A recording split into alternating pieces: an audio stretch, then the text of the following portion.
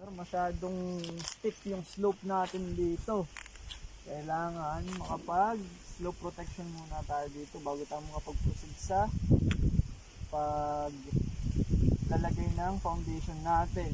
Pangalawa, yung mga i-approach ninyo dito, madidisturb yung lupa. Kailangan ninyong mag-tie beam. Tapos, kung sakali na mag-aano kayo dito, ina-advise ko, kuha muna kayo ng permit para dito sa pagpuputol ninyo ng puno. Kasi may na-encounter ako nyan dati na nag-penalty sila ng malaki para dyan. Pero kung mas prepare nyo na hindi at wala namang magsusumbong, okay lang din. So lang, advice ko lang naman yun. Tapos dito, siguro, dun sa pinakita mo sa akin plano, parang mas okay kung gagawin ninyong anim ang dun sa per column, tatlo dito, yung magiging column. Tapos sa taas, 4 lang. Mas okay yun, yung design na yun, mas safe yun. Kasi lalo na per se natin na mababa ang terrain nito, sobrang delikado kung lang. Kasi mabilis itong mabilis yung vibration ito sa ilalim. Lalo na kapag halimbawa lindol or lumakas ng mas maganda sana nakaganon. Tapos yung tie beam natin, yun na yung magbubuo dun sa isang buong structure natin.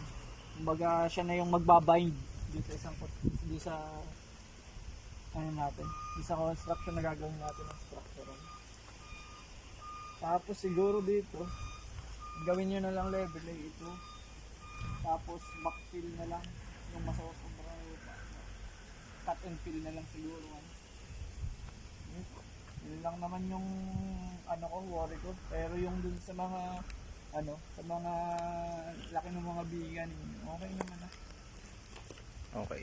Yung dito lang ang chinek ko dito sa location nga. So tingnan since ko yung lupa ninyo.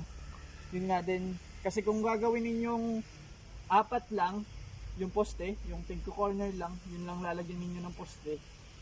Lalaki yung pundasyon ninyo, bibigat, concentrated sa isang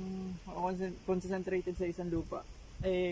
Medyo alangan nga tayo sa lupa. Medyo malambot, tapos ay magka-cut and fill pa. Oo, magka-cut and fill pa. Uprooting pa. Pag-uproot, madi-disturb, malambot lalo, baka lumubog, magkaroon kayo ng punching dun sa pundasyon. Kaya mas maganda na 6 sa baba. Yun yung ko dito. Yun yung comment ko dito. Kung naman, dulo, wala naman yung scenery ninyo dito sa Sa harap. Sa harap. Yeah, Kung i-attract nyo pa.